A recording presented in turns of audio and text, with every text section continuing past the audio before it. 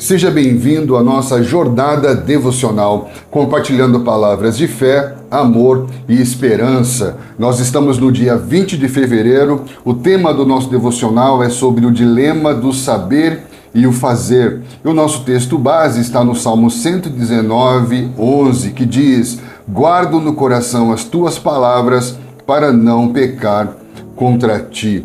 Se você vem acompanhando os nossos devocionais, você já deve ter se deparado com alguns desafios do crescimento espiritual, alguns desafios da espiritualidade. Esse devocional é extremamente importante porque ele vai trazer para você alguns princípios fundamentais para que você permaneça, encorajamento para que você tenha paciência com o seu processo e não desista de você mesmo. É muito importante entender essa relação que o salmista vai fazer entre guardar a sua palavra no coração para não pecar contra ti. Ele está falando justamente sobre esse dilema do saber e o fazer. Existe uma tensão entre essas duas realidades. Saber o que é correto e fazer o que é certo. É um dilema que atravessa as gerações, porque muitas vezes nós queremos fazer o bem, mas não fazemos o bem que queremos. Um dilema que o próprio Paulo vai compartilhar conosco em Romanos capítulo 7, versículo 19. E isso vai nos levar a algumas perguntas importantes. Primeiro, por que o que sabemos nem sempre é o que fazemos? Será que o problema está na falta de conhecimento, na falta de informação ou na nossa falta de vontade? Qual seria o princípio fundamental para transpor esse abismo que parece existir entre aquilo que eu sei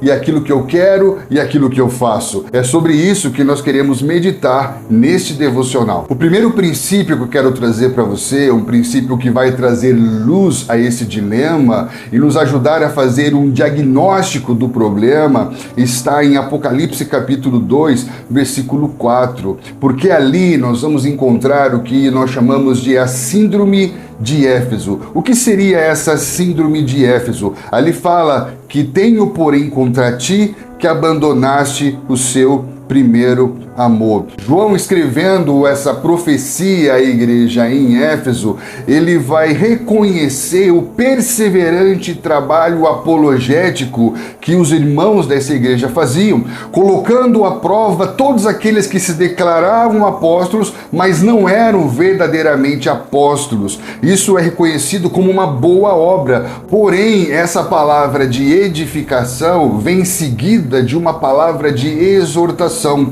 porque ao mesmo tempo que eles colocam tantos à prova, não se deram conta do seu próprio esfriamento espiritual, abandonando o primeiro amor, que é associado por João à prática das primeiras obras. Esses irmãos estavam sendo exortados em um erro que somos tentados a cometer quando começamos a estudar as Escrituras.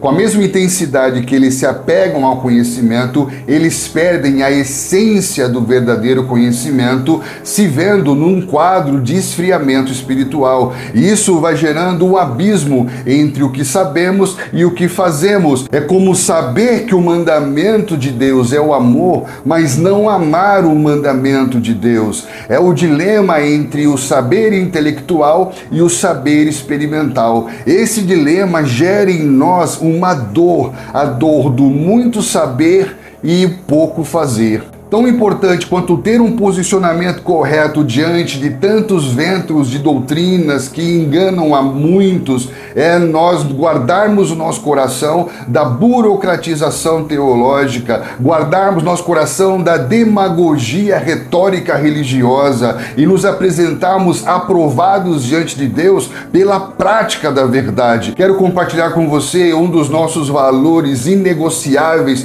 com relação ao estudo das Escrituras. Que o ensino que não aperfeiçoa você para servir, o ensino que não pratica para crescer, o ensino que não tem compromisso com o amor para edificar, não tem nada a ver com a verdade de Deus. Essa era uma das questões que Jesus enfrentava constantemente dentro do cenário religioso da sua época. A incoerência que havia entre o que os homens sabiam e o que os homens faziam. Por isso que, assim como João em Apocalipse, Jesus Jesus vai também trazer uma dura exortação aos fariseus, dizendo: ai de vós, escribas e fariseus hipócritas, porque percorreis o mar e a terra para fazer um prosélito, e uma vez feito o tornais 2 vezes mais filho do inferno do que vós mesmos. Fala de uma religiosidade que estava trazendo mais condenação do que salvação para a vida das pessoas, justamente porque eles sabiam a lei, mas não viviam a lei. E toda a verdade de Deus, sem a essência da palavra de Deus, que é o amor, vai resultar em hipocrisia, que nada mais é do que encenação religiosa e não um testemunho virtuoso da verdade do Evangelho. Para que possamos transpor esse abismo que parece existir entre o que sabemos e o que fazemos, precisamos ir direto ao ponto. E o ponto está naquilo que queremos. E aquilo que queremos só vai ser transformado quando entendemos que não se trata do quanto sabemos, mas do quanto amamos a quem conhecemos. Por isso que talvez o problema não seja a falta de conhecimento intelectual, mas sim a falta de amor a quem conhecemos, a verdade como pessoa, o conhecimento como relação. Lembre-se que a partir da perspectiva judaico-cristã, conhecer é totalmente diferente da perspectiva grega que nós herdamos do nosso conceito educacional. No hebraico, o verbo conhecer, yada, aparece pela primeira vez em Gênesis capítulo 4, versículo 1, e se refere ao ato de Adão conhecer Eva, assim como vai aparecer também no grego, no Novo Testamento, em Mateus capítulo 1, 25, quando fala que José não conheceu Maria enquanto não deu à luz a Jesus. Em ambos os textos, tanto do Antigo Testamento quanto do Novo Testamento, a perspectiva judaico-cristã permanece de que conhecer não tem a ver com um acúmulo de informações, não tem a ver com o que eu sei sobre, mas sim com a relação que me faz com o meu amado. Portanto, conhecer nesse sentido compromete muito mais do que nós imaginamos. Não tem a ver apenas com saber sobre algo, mas tem a ver com amar ao ponto de me tornar um só com alguém. Por isso que, com base no texto de Gênesis capítulo 2, 24, nós pensamos o que seria a equação do conhecimento, porque fala que o homem deixará a casa do seu pai e a sua mãe, se unirá à sua mulher e se tornarão ambos uma só carne, ou seja, o elemento A mais o elemento B igual ao elemento C. O homem, quando deixa a sua casa e se une a uma mulher e conhece essa mulher, ele se torna um novo homem com essa mulher. Ele deixa de ser filho, cuidado pela mãe, e agora se torna marido que cuida de uma mulher. Isso significa que o conhecer traz implicações radicais na nossa estrutura pessoal, na nossa estrutura relacional, na nossa estrutura social e espiritual. É como se tornar uma nova pessoa. Por isso que não tem como conhecermos a Deus e sermos os mesmos, porque a partir do momento que eu conheço, me torno um com, e quando me torno um com, me torno uma nova pessoa, vivendo uma nova vida. Sendo assim, conhecer a Deus compromete, e à medida que conhecemos, assumimos responsabilidade por essa verdade que é conhecida. Para o teólogo inglês N.T. Wright, o amor é a forma mais profunda de conhecimento, pois quando nos engajamos completamente na realidade do outro e não na nossa, estamos afirmando e celebrando esta outra realidade. É nesse ponto que muitas epistemologias modernistas esbarram. Olha que lindo isso. N.T. Wright está dizendo que o amor é a forma mais profunda de conhecimento, porque nada mais é do que celebrar a realidade do outro, mergulhar profundamente em toda a realidade de Deus. Paulo confirma isso escrevendo aos irmãos em Corinto, dizendo que da mesma maneira que o homem, quando se une a uma mulher, se torna uma só carne com ela, aquele que conhece o Senhor se torna um só espírito com ele, falando dessa unidade espiritual, de um conhecimento que compromete tudo de todos. E esse entendimento vai desafiar toda uma cultura da era da informação, em que o conhecimento é comprado, em que a relação com o conhecimento é unilateral, é utilitária e, sendo assim, muito limitada diante da profundidade do conhecimento de Deus. A verdade é que podemos ter muita informação sobre alguém e não termos a experiência do conhecimento. Você pode saber tudo sobre uma pessoa, isso não quer dizer que você conhece essa pessoa. Eu posso ler sobre Deus, eu posso ouvir falar sobre Deus, eu posso estar em lugares que falam que Deus está, mas mesmo assim não significa que eu conheço a Deus a partir dessa perspectiva bíblica. Um teólogo americano chamado David Naug, ele vai dizer que o conhecimento é pessoal, que a verdade é uma pessoa e o conhecimento da verdade significa conhecer uma pessoa. Ele vai confirmar o que nós temos falado aqui, o conhecimento é relacional. E ele diz que conhecemos quando entramos intimamente no relacionamento com Deus. Conhecemos as pessoas quando entramos no relacionamento com as pessoas, com as coisas que desejamos compreender. Significa que para que o que eu sei se torne de fato aquilo que eu faço, aquilo que eu vivo, o nosso coração precisa ser transformado. Um coração que está comprometido na sua vontade por causa do pecado original. Um coração que está limitado na sua impotência moral. Um coração que está inclinado sempre para aquilo que é mal, por ser profundamente corrupto em sua natureza. Como Jesus disse, o problema está justamente com os maus pensamentos, os pensamentos de morte, adultério, imoralidade sexual, falsos testemunhos, blasfêmias, mentiras, que procedem do coração do homem. Por isso que o texto base do nosso devocional, o Salmo 119:11, fala sobre guardar no coração as tuas palavras para não pecar contra ti, guardar o coração de toda inclinação natural para o pecado, guardar o coração de todo impulso da carne não glorificada, guardar o coração com as palavras de Deus. Eu preciso encher o meu coração com as palavras de Deus, para que então eu deseje o que eu sei e a partir do querer o que eu sei, eu faça o que eu sei. No último devocional nós falamos sobre a dureza do coração, um coração endurecido que muitas vezes sabe o que deve fazer, mas não faz aquilo que sabe por causa da sua obstinação. Por isso, para que possamos transformar o que sabemos no que fazemos, o nosso coração tem que se abrir para internalizar essa palavra. E esse internalizar da palavra se dá por meio do princípio da meditação. Assim como a boa semente tem que penetrar a terra para poder dar frutos, a boa palavra de Deus precisa penetrar o âmago do nosso coração para que possa frutificar em comportamentos regenerados. Por isso que eu quero te encorajar a não desanimar, a não desistir, mas perseverar no princípio da meditação. Continue investindo tempo, pensando, falando com você mesmo, até que essas palavras penetrem a boa terra. Lembre-se disso, existem as obras da carne e o fruto do Espírito. Nós não precisamos fazer esforço para ser carnal, mas precisamos investir no cultivo da palavra no coração para que possamos frutificar virtudes espirituais. Você precisa ter paciência com você mesmo, você precisa perseverar, permanecer fiel ao processo para que ao seu tempo você possa colher os frutos de toda a palavra que você está internalizando e guardando no seu coração. E é muito importante que você veja a disciplina espiritual a partir da perspectiva do salmista, porque ele diz assim, no Salmo 119:92, se a tua lei não fosse meu maior prazer, o sofrimento já me era consumido.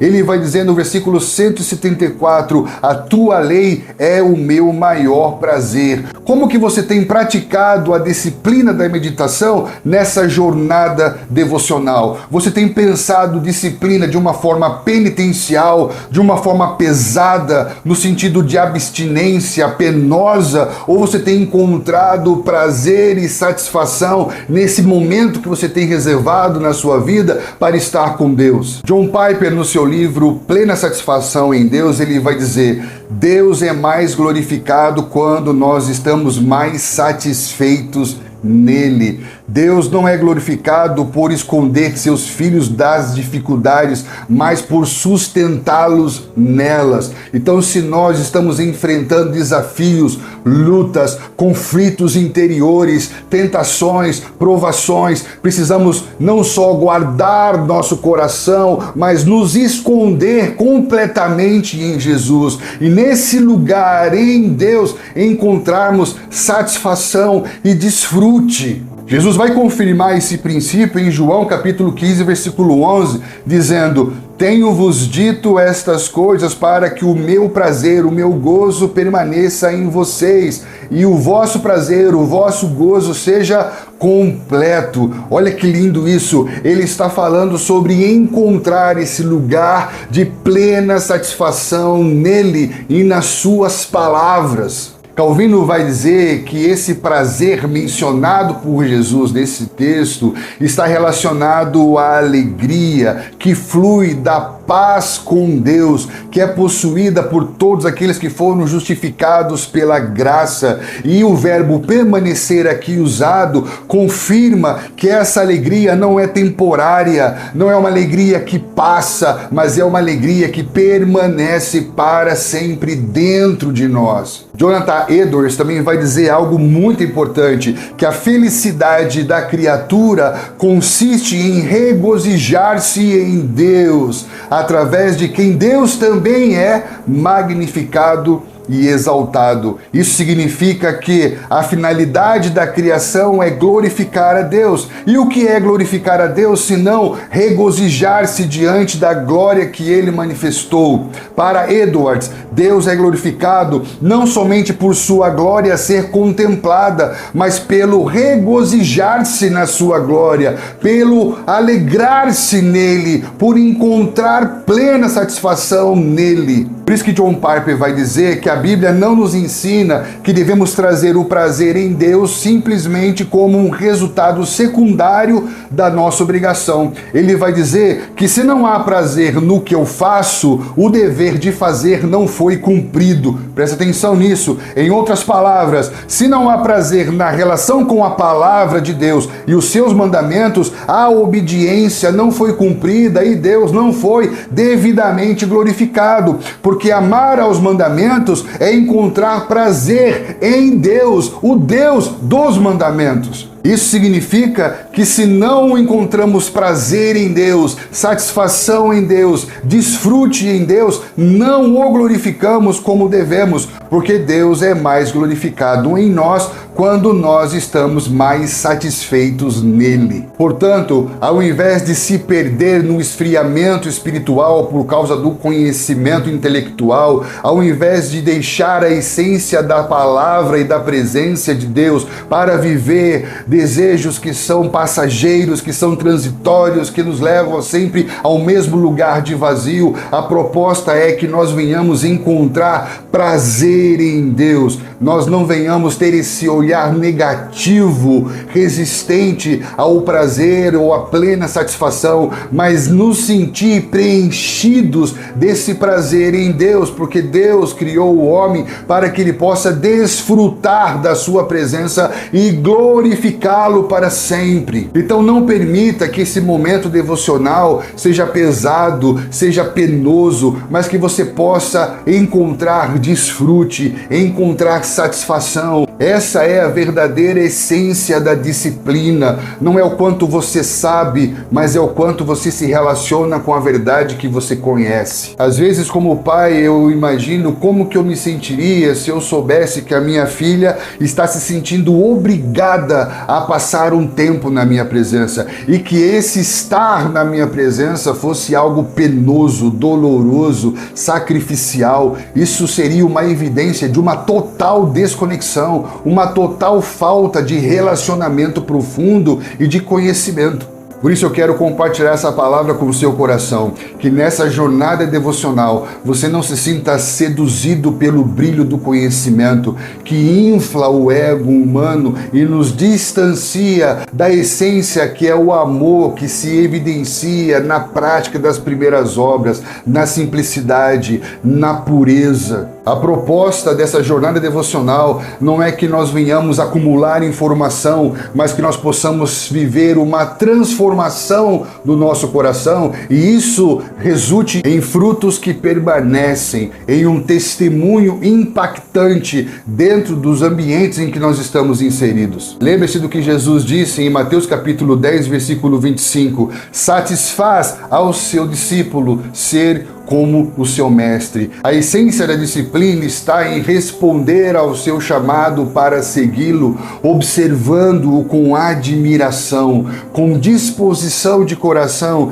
em guardar as suas palavras, em meditar nas suas palavras, até que aquilo que sabemos seja tudo o que queremos, até que tudo o que queremos se transforme em tudo aquilo que fazemos. Então, sobre tudo que se deve guardar, guarde o seu coração, combata o vitimismo pós-moderno que vai psicologizar o pecado e entre nesse lugar de quebrantamento e arrependimento, porque Deus não resiste o coração contrito e o coração quebrantado. Evite o perigo do intelectualismo estéril e da hipocrisia religiosa. Persevere na meditação, encontre prazer, satisfação nas palavras de Deus e deixe-se ser ministrado pela graça. Tenha uma experiência profunda com a graça, porque a transformação não se dá pelo quanto fazemos força, mas quanto nos rendemos ao poder do Espírito Santo ministrando o nosso homem interior. Lembre-se do que o salmista diz no Salmo capítulo 1: feliz o homem que não anda segundo o conselho de quem não conhece a Deus, nem se deixa influenciar pela conduta dos pecadores. Antes, sua plena satisfação está na lei do Senhor e nela medita dia e noite. Então pense sobre isso, ore sobre isso, compartilhe essa palavra com os seus irmãos. Se essa palavra faz sentido para você, você também pode assinar o nosso canal, você também pode deixar o seu comentário e eu espero encontrar você aqui no nosso próximo devocional.